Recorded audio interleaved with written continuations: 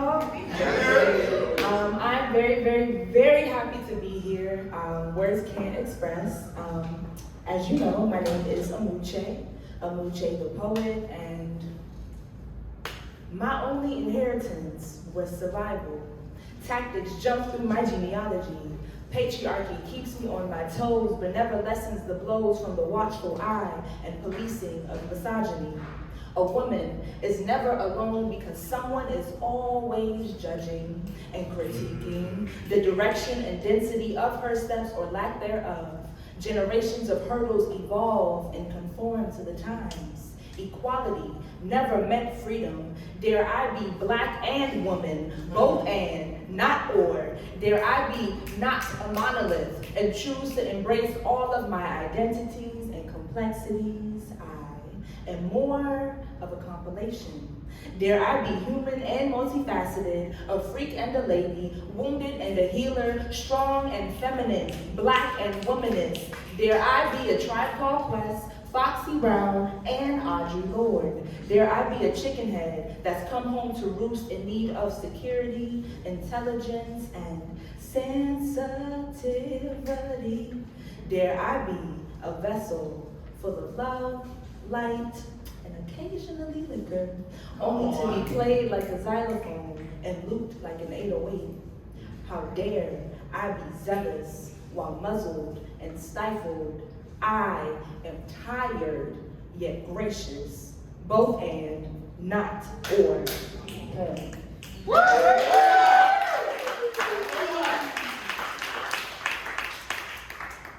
This next poem is called Strange Fruit, laying like laying on the ground.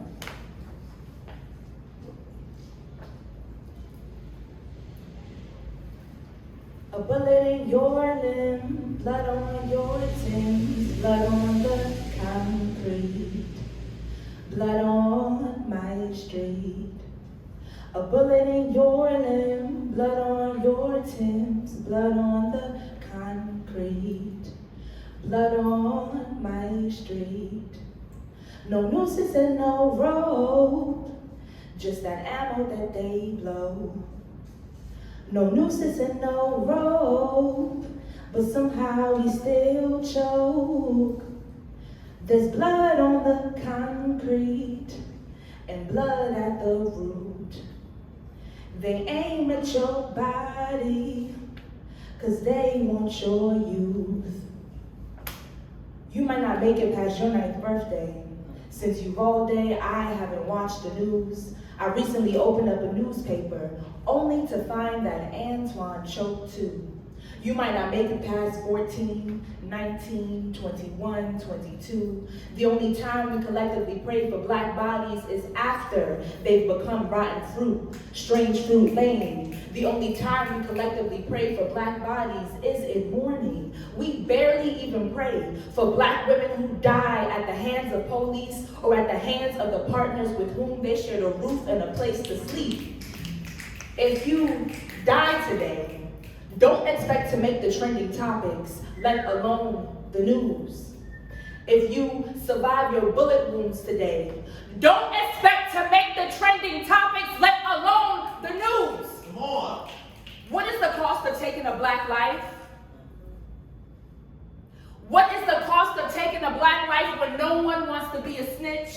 No peace, no justice, just fate interfered by a clip. There is no method to this madness. They will use you for target practice. They will shoot you in your leg today and return tomorrow to get you in your grave.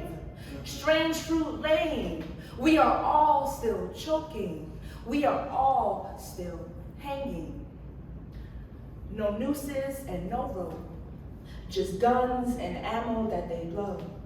No nooses and no rope, but somehow we still choke. There's blood on the concrete, and there's blood at the root. They want your life, that blackberry fruit. A bullet in your limb, blood on your Timbs, blood on the concrete, blood on my street. A bullet in your limb, blood on your Timbs, blood on the concrete. blood on my street. Poem. Come on!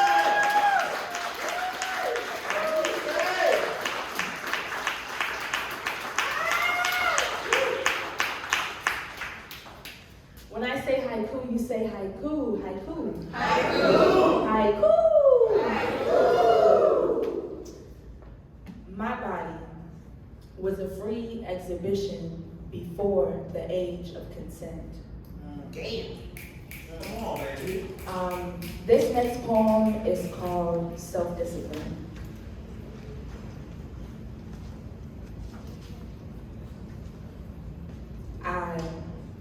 I used to practice self-harm in the same way that Christian youth practice abstinence. I was 11 when I first began my suicide preventative care method. My poetry was never deep enough to cut through the emotions that always seemed to pile up at the center of my left forearm or my left thigh. I carved symbols and hieroglyphics into my skin and then translated them into blood. For 5 years, I kept a knife hidden underneath my pillowcase. At night, I used it to chase non-consensual demons away. I was just trying to cope with my innocence. Whilst the incest, I still felt the pain of being molded and manipulated at the age of 5 after years of holding my breath. I had finally found a solution that allowed me to take matters into my own hands. My adolescence was the height of my depression. Back then, I painted smiles on my face that never cracked, too black in the face to ever turn blue. I held my breath until I was numb. I could never fix my lips to tell anyone that I was drowning, but I could always grab a blade and flick my wrist. I was just trying to cope with contemplating suicide. I chose suffering over dying. I picked up the habit of rolling up my problems into trees and leaves and whispering them out into the summer's breeze, the winter's eve, and everything else in between. But too many one-sided conversations only left me with ashes at my feet. In college, I continued to practice my suicide preventative care method. For 6 more years, I kept a Swiss Army knife on the dresser next to my bed. I was just trying to cut through stress, depression, loneliness, miscommunication, self-pity, racism, not being black enough, the growing pains of childhood trauma and adversity, death, regret. I tried to cope through therapy, poetry, exercise, sex, an extensive to-do list. I tried to be more like my mother, but my strong woman composure was crumbling on the outside. I struggled to keep all of my knives in the kitchen as I watched self-discipline turn into an addiction.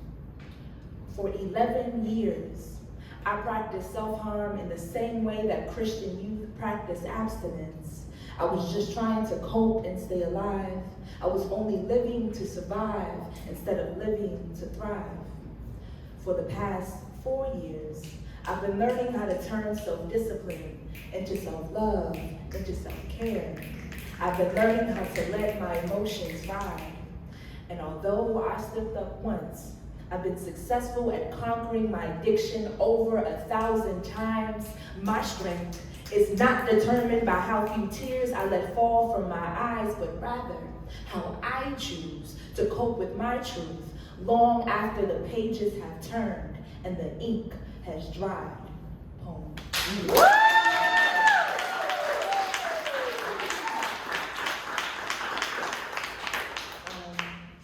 So in that poem, I referenced my mother. I mentioned my mother in that poem. And my mother is one of my biggest role models, has always been, still continues to be to this day. Like, she's amazing. Like, girl, I'm trying to be like you. I don't know if I'm gonna make it, but I'm trying to be like her. And so I wrote a poem dedicated to my mother, and this poem is called Curry.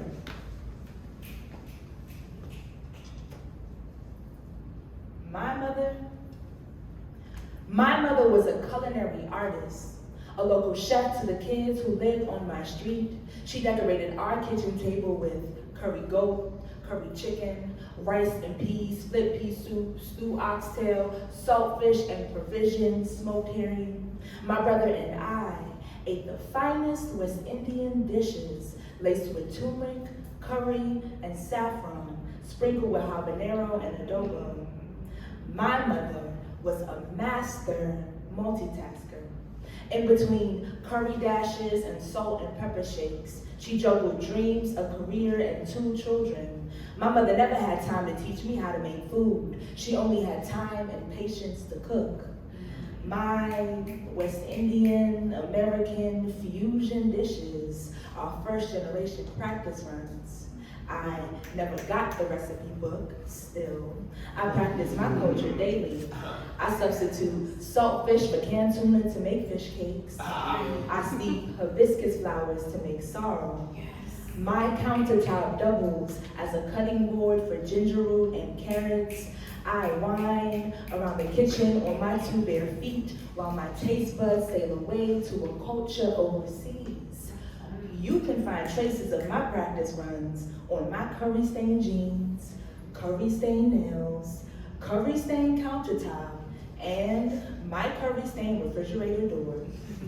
The hue of my soul and culture is too bright to ever bleach out. Poem.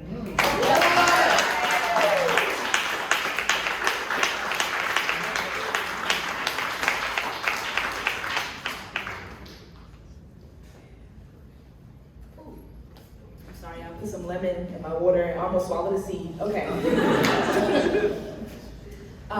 When I say haiku, you say haiku. Haiku. Haiku. Haiku. Haiku. I'm claustrophobic. Can't be confined to narrow spaces or minds. Haiku. Haiku. Haiku. Haiku. I desire depth. Far from the surface, I ask him to go deeper. Is anybody having a hot girl summer? You having a hot boy summer? Okay, you having a hot girl summer? Okay, look. I can't confirm or deny, what I'm having. But I want to leave y'all with this last poem. It's called Summertime. And I'm gonna take the microphone off the mic stand. Try not to break things. Again, this is called Summertime. I've learned that relationships are meant for me.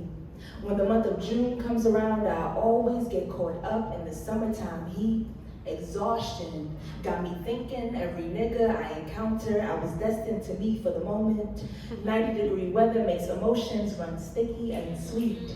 My heartbeat flutters to the tempo of a roaming honeybee.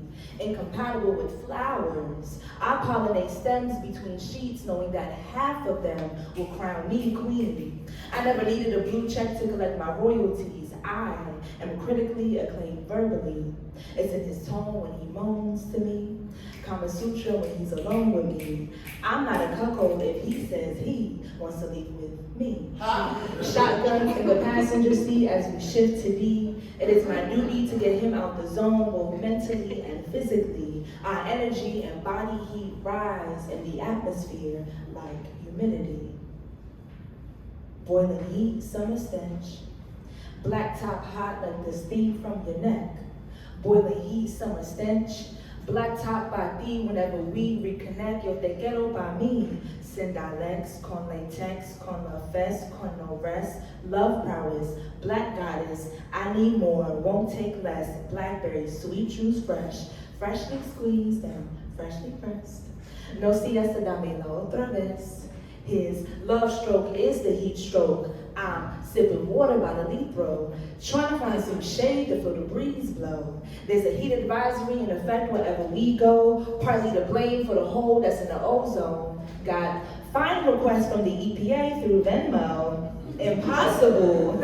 My flood orders run Rico. He calls me Mrs. Lago, Mrs. Rivera, Mrs. Rio. I love fast in the summertime. It's too hot to burn slow, too damn hot to say no. Poem.